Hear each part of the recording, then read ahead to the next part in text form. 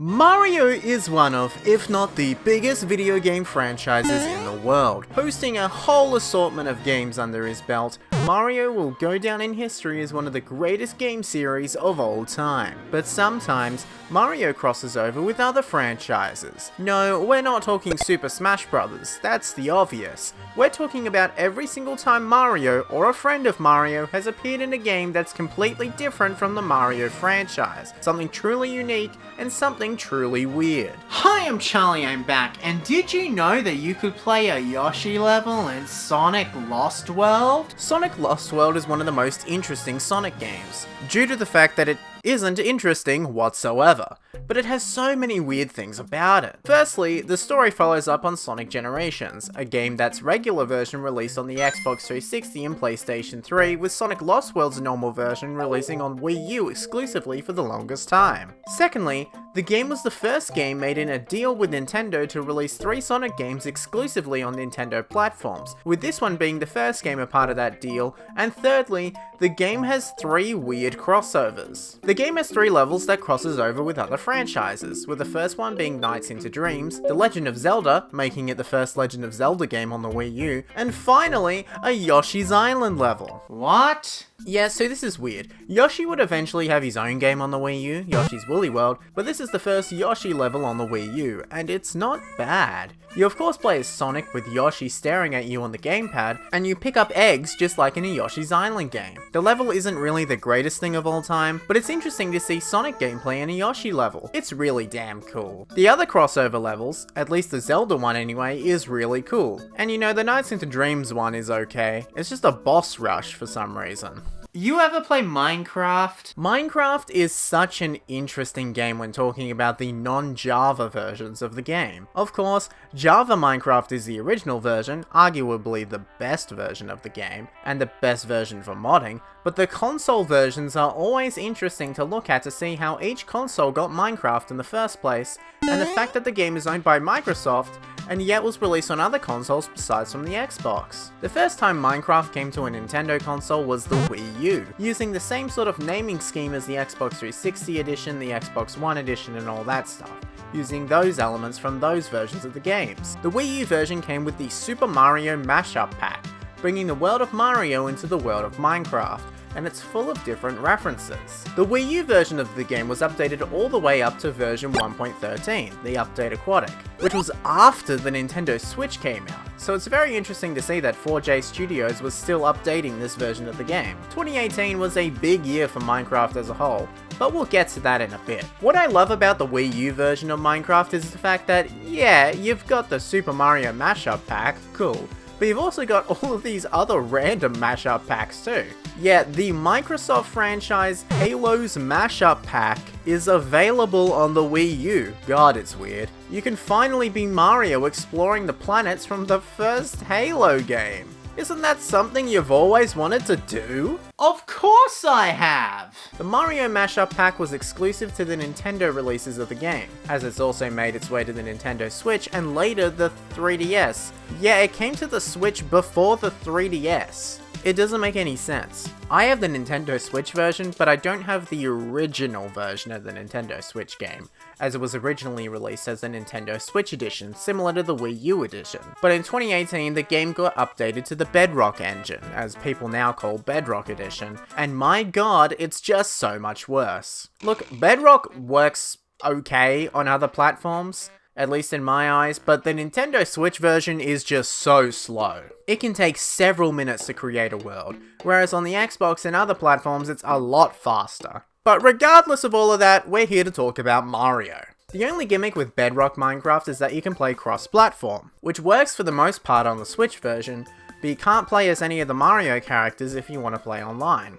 It really does suck. I mean, I get it, it's Nintendo, but Halo was on the Wii U for God's sakes. It would be nice to at least play with friends on other consoles where on other platforms you're just Steve or something, but I get it. The Mario Mashup Pack itself here is exactly the same as the Wii U version, but it's still somewhat updated as time goes on to add more and more references to future games, as more and more stuff gets added into Minecraft. Like, the amount of references to Super Mario Odyssey in Minecraft now is insane. It's cool that Mario stuff is in Minecraft officially, But Minecraft Bedrock is just so weird, man. Speaking of Mario appearing in other games that release on other consoles, but he only appears in the Nintendo versions of those games, NBA Street V3. Mario characters in NBA Street V3 is so funny. NBA Street V3 is an EA Sports classic basketball game that has nothing all that interesting about it.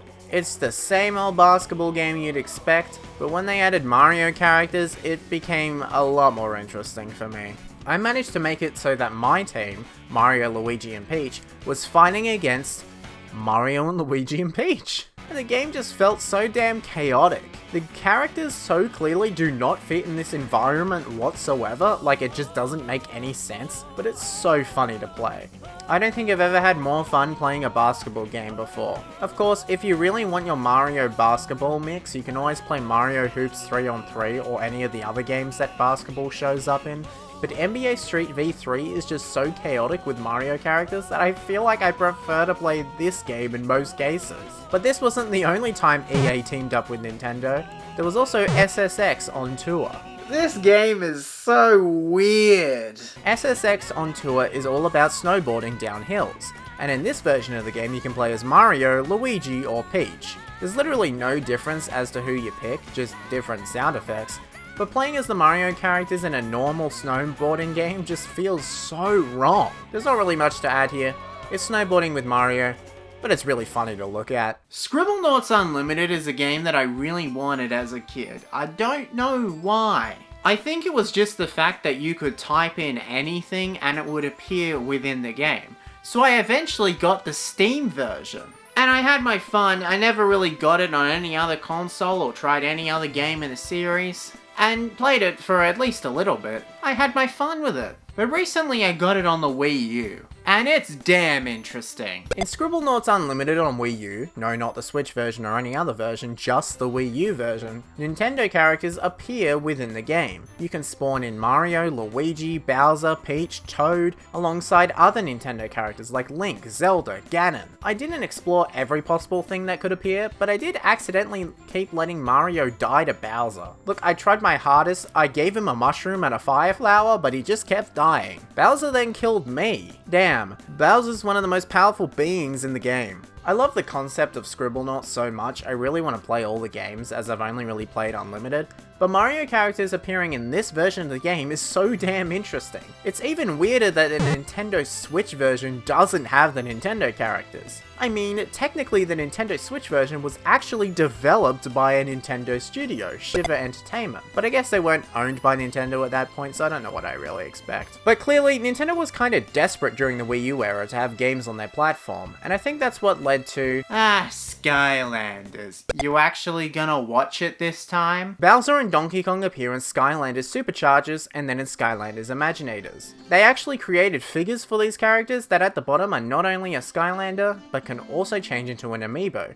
which is probably why people buy these figures now. Now, I've only ever played the Wii version of Skylanders Superchargers, which is a racing game like Mario Kart called Skylanders Superchargers Racing, and I gotta be honest here, it actually wasn't that bad. Now, it's obviously the worst racing game that Donkey Kong and Bowser have ever appeared in, no doubt about that, but that doesn't mean it's bad. They've just got a really good history when it comes to racing games. This was a partnership with Activision that apparently at some point was going to continue into a Donkey Kong game developed by Vicarious Visions, but this game never ended up happening. It's cool to see these characters in this game, and it's cool that you can also play as these characters in the next Skylanders game, Imaginators, on both the Wii U and Switch version of the game. But one of the most interesting, funniest crossovers that I have ever played, and what you've all been waiting for, is the fact that the mushrooms from Mario appear in Tekken Tag Tournament 2 Wii U Edition. Mario crossing over with Tekken is the most chaotic thing you've ever seen in your entire life. You can also make the characters dress as Mario characters and other Nintendo characters too, like Captain Falcon and whatever. This crossover is just absolutely insane. There's a special game mode that just adds mushrooms to the game, with each mushroom doing something different. A super mushroom makes you large, a Mega Mushroom makes you mega, the Poison Mushroom makes you small and deals damage to you,